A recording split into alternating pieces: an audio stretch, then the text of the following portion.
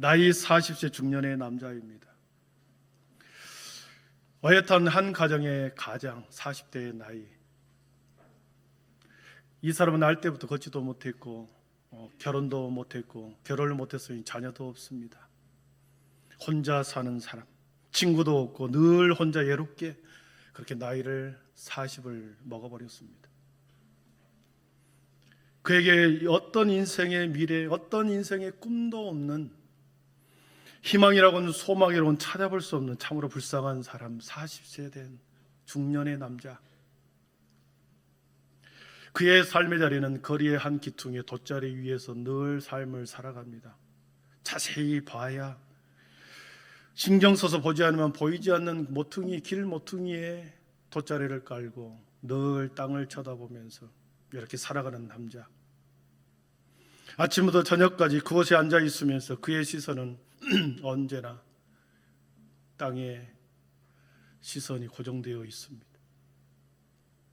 지나간 사람들의 얼굴 시선을 한 번이라도 쳐다보면 똑바로 보지 못한 피해망상의 환자처럼 누군가가 나에게 말을 걸어오면 얼굴을 돌려버리고 시선을 주려고 하면 회피해버리는, 그래서 한 번도 정면으로 사람을 쳐다보지 못한 고개를 떨구며 사는 40세의 중년의 남자. 자신의 신세를 한탄하며 걸을 수 있다는 것은 도저히 불가능한 일이다. 기적을 기대하지 못하고 포기해버리는 남자. 여러분, 기적을 포기한 한 사람의 모습은 이 세상에 어떻게 보면 기적을 포기하는 이 세상의 사람들과 같습니다. 내 인생의 문제에서, 내 삶의 문제에서 가장 근원적인 변화가 과연 일어날 수 있겠는가? 내가 살고 있는 묶임에 있는 모든 삶의 자리에서 이것을 근원으로부터 이것을 다시 변화시킬 수 있는 기적이 있을까? 살아오면서 내 인생 가운데 들이온 짙은 절망과 허물을 근본으로부터 이것을 해결시킬 수 있을까? 이같이 기적을 도저히 불가능한 그 상황 속에서 기적을 일으킬 수 있을까? 이와 같이 기적을 포기한 세상의 모습이요, 주님을 만나기 전 저와 여러분의 모습이기도 합니다. 본문에 등장한 안진병이 중년의 남자, 우리는 그 모습에서 두 가지를 상상할 수 있습니다. 기적을 포기할 때 자신을 스스로 가다버리더라는 것입니다. 기적을 포기할 때 자신을 스스로 가둬버리는, 한계를 축소시켜버리는, 매일 그는 누군가로부터, 가족이 됐던 누군가로부터 자신을 들것에 메어서 고정된 지정자석이 있는 그곳 성전 미문의 한 기퉁이에 이렇게 말하는 겁니다. 나를 성전 문 앞에 데려다 주십시오. 나를 성전 문 앞에 데려다 주십시오. 40년 동안 이 사람은 한 번도 저 성전 안으로 들여보내 주십시오 말하지 아니하고 40년 동안 성전 문 앞에 나를 데려다 주십시오.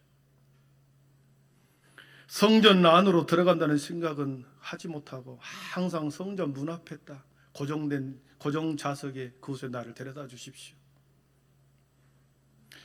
만약 매일 깨끗하게 목욕을 시켜서 나를 성전 안으로 데려다 주십시오 이랬으면 그의 인생이 어땠을까?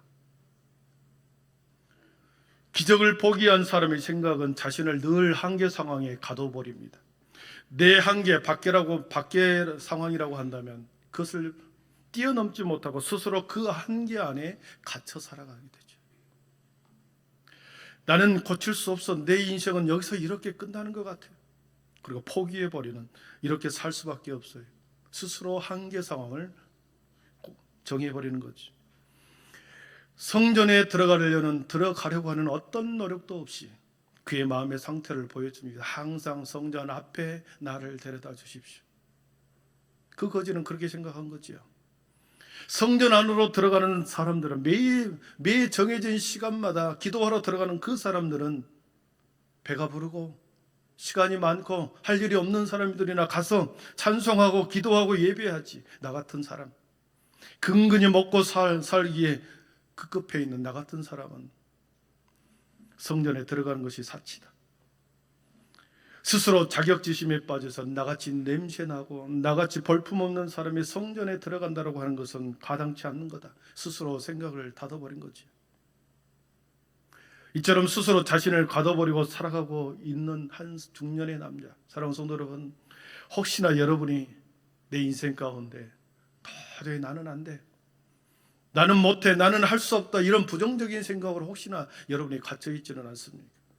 내 삶에서 내 가정의 문제가, 내 삶의 문제가 도저히 나는 해결할 수 없어, 이렇게 스스로 한계 상황을 규정하고 스스로 갇혀 있지 않습니까?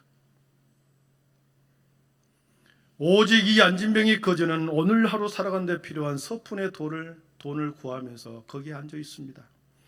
믿음이니 소망이니 사랑이니 천국이니 이런 형이상학적인 이야기, 이 단어는 도저히 귀에게 들리지 않는 단어이고 당장 내 삶을 유지할, 하루 살아갈 빵 한 조각이 그에게는 필요한 것이다 생각했기에 40년 동안 나를 성전 앞에 데려다 주세요. 성전 미문에 앉아있는 이 안진병이 거지의 생각 속에 그와 똑같은 생각을 하며 살아가는 사람이, 현대인들이 너무나도 많다는 것입니다. 왜 교회에 다니지? 왜 교회에 내가 다닐까? 교회에 다닌다고 밥을 주는 것도 아니고 오히려 내가 더 봉사해야 하고 더 섬겨야 하고 더 하나님께 물질을 바치면서 내가 이렇게 살아야 하는지 이해를 못하는 자들이 세상에 너무나도 많습니다. 오히려 열심히 땀 흘려 일하지, 그 시간에 기도할 시간이 있으면 그 시간에 일을 해야지, 그렇게 생각하는 사람들이 현대인에 너무나 많다는 것입니다. 교회 근처에 살지만 교회 안으로 들어가려고 생각지도 못한 사람이 주변에 너무나 많다는 것입니다. 여전히 조금만 교회가 자신들에게 불편을 주고 피해를 준다고 하면 가차없이 교회를 공격하고, 또 따지고 삿대질을 서슴지 않는 사람들이 성전 밖에 있는 사람들이 교회를 향한 모습입니다. 그들은 몸은 성에 있습니다. 몸은 건강합니다. 생각 자체가, 그들은 오늘 당장 필요한 것은 돈이지, 빵이지, 구원의 문제, 영생의 문제, 거기에 대한 관심이 없습니다. 그동안 왜 이 거지를 성전 안으로 한 사람도 같이 들어갑시다, 이렇게 권면한 사람이 없었을까? 두 번째 질문입니다. 매일 성전에는 기도가 드려졌고, 오늘 말씀에 9시에 기도하러 들어간 베드로와 요한의 모습이 나옵니다. 매일 정해진 기도 시간, 예배의 시간, 그리고 그 사람들은 그 성전을 들락날락 매일 정해진 시간에 들어왔다 나갔다 했습니다. 그러면서 지나가면서 성전에 들어가면서 그 불쌍한 거지를 모두 다 보았습니다. 9절과 10절을 한번 읽어보겠습니다. 9절 10절입니다. 모든 백성이 그 걷는 것과 하나님을 찬송함을 보고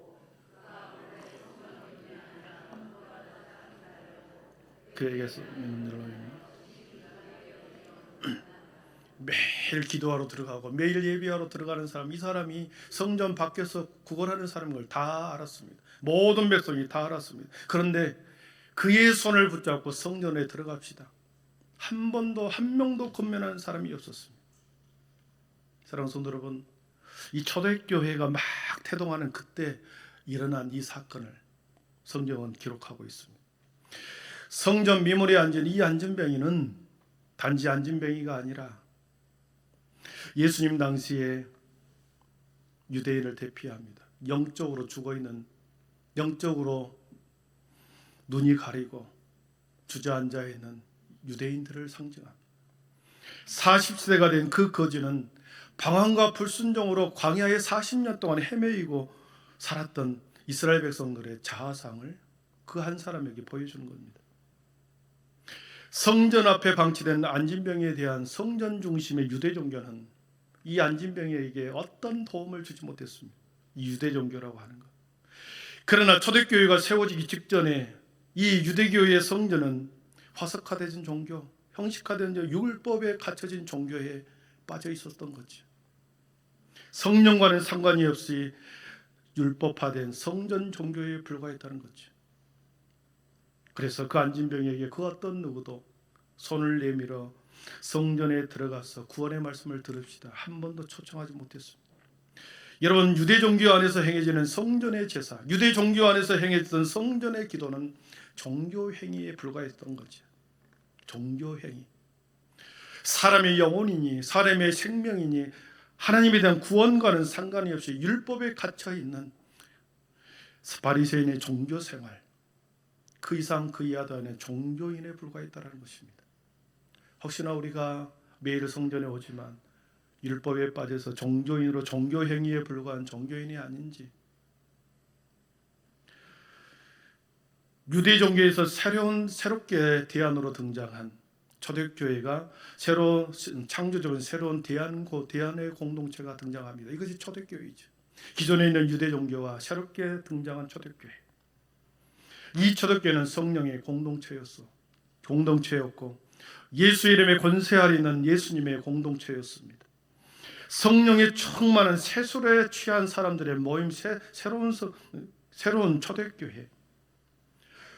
유대 종교와 기존에 존재했던 유대교회와 새롭게 대안으로 등장한 이 초대교회, 이 두 교회, 이 두 모습, 성전의 모습, 성도들의 모습을 보면서 한 명의 안진뱅이를 대하는 태도, 한 명의 안진뱅이를 대한 시선, 한 명의 앉아있는 이 안진뱅이에 대한 그 시선과 그 태도, 그리고 문제 해결 방법이 완전히 달랐습니다. 유대 종교인들에게 있어서는 40년 동안 한 번도 아무런 제스처도 손을 내밀어 그에게 성전 안으로 들어갑시다. 한 사람도 그에게 초청하지 않았지만 오늘 본문에 베드로와 요한이 등장합니다. 초대교회의 새로운 사도, 이 두 사람이 성전에 올라갑니다. 우리 3절을 한번 같이 읽어봅니다. 3절입니다. 시작. 그가 베드로와 요한이 성전에 들어가려 함을 보고 구걸하나들. 아멘. 성전에 들어가는 수많은 사람들처럼 이 안진뱅이는 똑같이 그날도 그 자리에 앉아서 동일한 시간, 동일한 장소에서 동일한 구걸 방식으로 성전으로 들어가는 사람들에게, 그 사람이 베드로인지 요한인지는 알지는 못하지만 성전으로 들어가는 그 사람을 향하여 이렇게 말하지요. 아저씨, 한 푼만 주십시오. 한 푼만 도와주십시오. 평소와 똑같이 그 거지는 시선을 땅에 두고 사람들의 얼굴을 쳐다보지 않고 자신에게 가까이 다가오는 인기척을 듣고 발자국 소리를 듣고 한 푼만 주십시오. 한 푼만 주시라고 손을 내밉니다. 그랬을 때 그 한 푼만 주라고 하는 그 소리를, 작은 소리를 이 베드로와 요한은 더불어 그 사람을 듣고 주목합니다. 4절을 같이 읽어봅니다. 4절입니다. 베드로가 요한과 더불어 주목하여 이르되 우리를 보라 하니. 아멘. 평소와 똑같이 아무런 기대함도 없이 이 거지는 머리를 숙이고 한 푼만 주십시오, 지나가는 사람들에게 한 푼만 달라고 소리를 외쳤을 때 아무런 반응이 없었고, 자신 앞에 놓여있는 깡통이나 작은 그릇에 동전 몇 입 떨어지는 것이 전부였으나 그의 앞에 서서 두 사람이 반응을 보이는 것입니다. 고개를 들어 우리를 보라, 우리를 보라. 고개를 들어 우리를 보라는 이 말씀은 마치 광야의 한복판에서 불뱀에 물린 그 사람들에게 모세가 놋뱀을 만들어 높이 세워놓고 이 고개를 들어 저 놋뱀을 쳐다보라고 하는 이 말씀과 오버랩이 이렇게 되는 거죠. 저 놋뱀을 쳐다보면 삽니다. 여러분의 몸이 뜨거운 이 열병이 고개를 들어서 저것을 쳐다보기만 하면 삽니다. 그러나 끝내 쳐다보지 않고 고집을 부리고 무시하고 배척했던 그 사람들은 광야에서 다 죽었죠. 우리를 보라, 고개를 들어서 우리를 쳐다보라. 베드로와 요한 사도의 이 외침, 그 안진병에 있어서는 가장 일생일 가장 기대되는, 희망되는 말이었습니다. 그러나 이 한계 상황에 갇혀있는 이 거지는 이렇게 말하지. 5절에 그가 그들에게 무엇을 얻을까 하여 바라보거늘 그랬습니다. 이 안진뱅이 거지의 마음속에는 여전히 물질과 빵에 관심이 있었던 거죠. 무엇을 얻을까 하여, 서푼에 돈에 그 관심이 있어서 무엇을 얻을까 하여 고개를 들어 보았죠. 사랑하는 성도 여러분, 세상이 정말로 필요로 하는 것이 뭘까요? 물질일까요? 많은 사람들이 돈과 물질로 생각합니다. 그것만 있으면 빵이 충분히 있다고 한다면 나에게는 문제가 없을 것이다. 세상 사람들에게 필요한 진정 먹는 문제, 빵의 필요를 채워주면 그들이 다 만족할까요? 이 땅에 교회가 주어야 하는 것이 있습니다. 베드로와 요한 사도가 이들에게 주고자 하는 것은 세상 사람들이 요구하는 빵과 물질이 아니었습니다. 교회가 참으로 주어야 할 것이 무엇인지를 오늘 본문에서는 이 땅의 교회가 세상 모든 사람들에게 주어야 할 것이 무엇인지를 가장 잘 가르쳐주는 본문이 오늘 본문에 나옵니다. 교회가 이 땅의 사람들에게 진정으로 관심 가져야 할 부분이 무엇인가를 오늘 본문 6절에서는 이렇게 말씀합니다. 우리 6절을 한번 같이 읽어보겠습니다. 시작.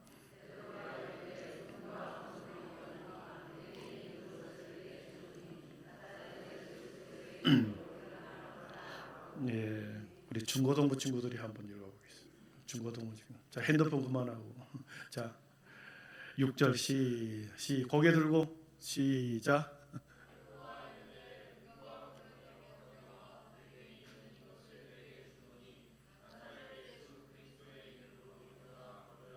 네, 거기서 핵심이 뭔 것 같아요.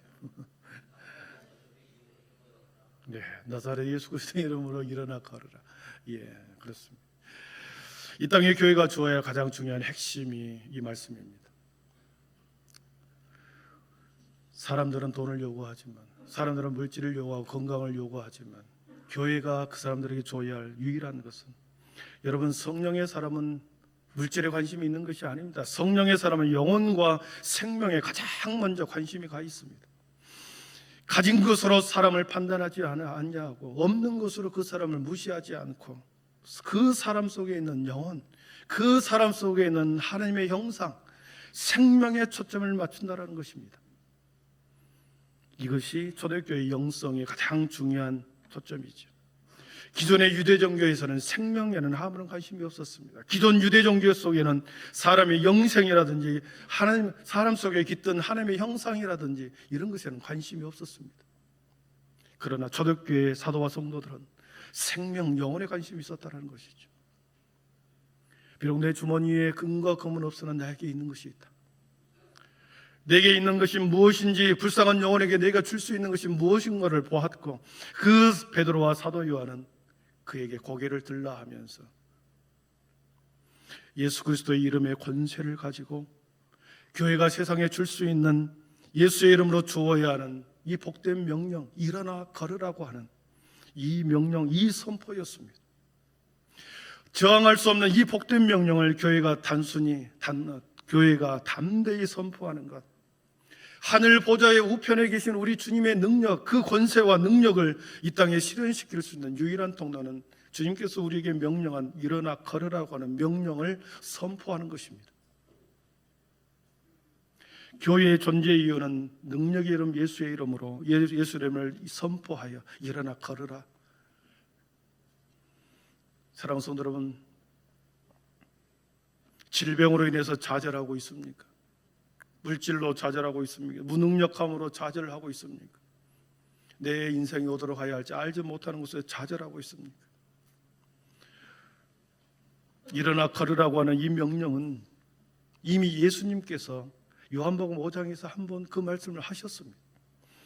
38년 된 중풍병자를, 베데스다 연못에 38년 된 중풍병자를 향하여 우리 주님께서 일어나 걸으라 하신 적이 있습니다.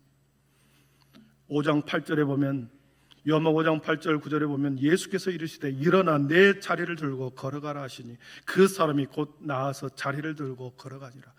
우리 주님께서 이 땅의 사람들에게, 수많은 사람들에게 주고자 하는 것, 일어나 내 자리를 들고 걸어가라, 이 명령, 이 선포였습니다.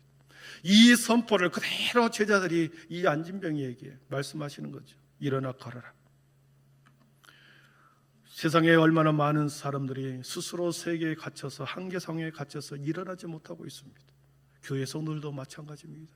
어떤 형태로든지 옛 습관, 옛 질병에 그대로 묶여서 여전히 믿음이 있노라 하면서도 여전히 그 자리에 주저앉고 있다는 거죠.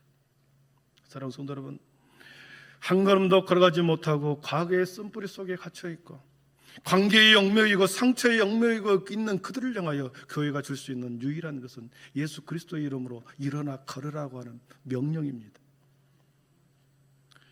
여전히 상처를 붙들고 살아가는 그들에게 하나님, 우리 주님께서 자유를 선포했는데 여전히 그것을 붙들고 살아가는 성도들에게 주님께서 세상의 사람들에게 예수 그리스도의 이름으로 일어나 걸으라 하라고 하는 이 명령, 이 선포를 그들에게 하라고 하는 것이죠.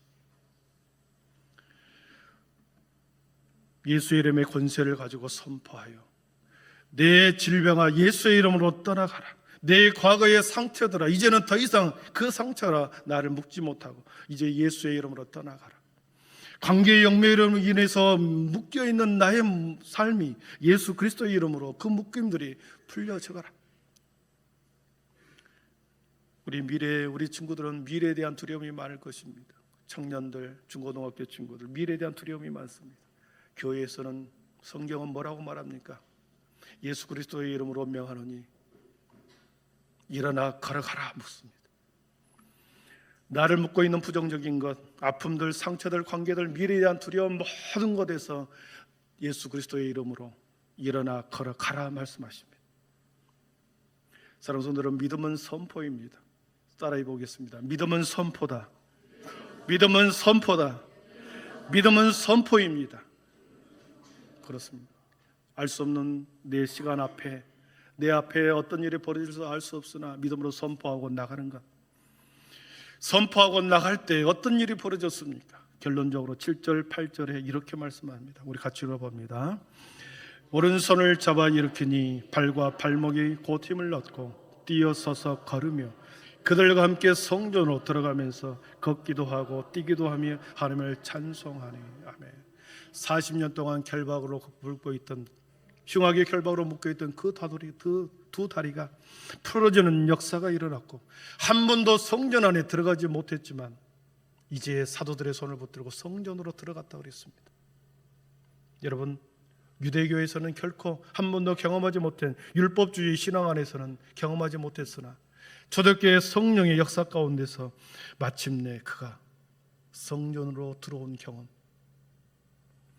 사도들의 도움을 통하여 그의 손을 붙들고 성전으로 들어간 그 모습을 보았습니다. 말씀을 정리합니다.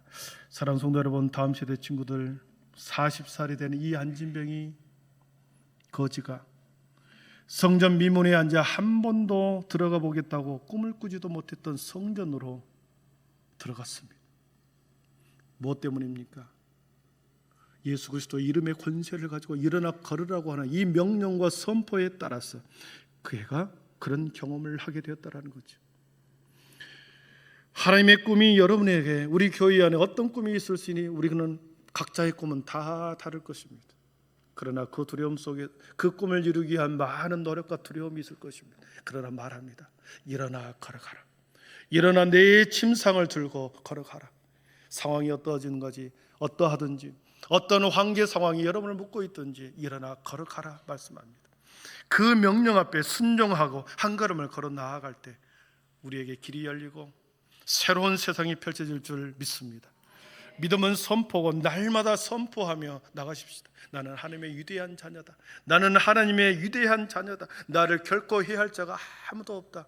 나는 존귀한 하나님의 자녀다. 날마다 선포하며 예수 그리스도의 이름의 권세로 질병에 묶여있는 자들은 그 질병을 명령하고, 또 관계가 묶여있는 자들은 예수 그리스도의 이름으로 그 명령하고, 두려움 가운데 있는 미래에 대해서 예수 그리스도의 이름의 권세를 가지고 두려움을 몰아내고 명령하고 선포하며 날마다 주저앉지 말고 일어나 앞을 향하여 나아가는 저와 우리 모두가 되기를 축복합니다.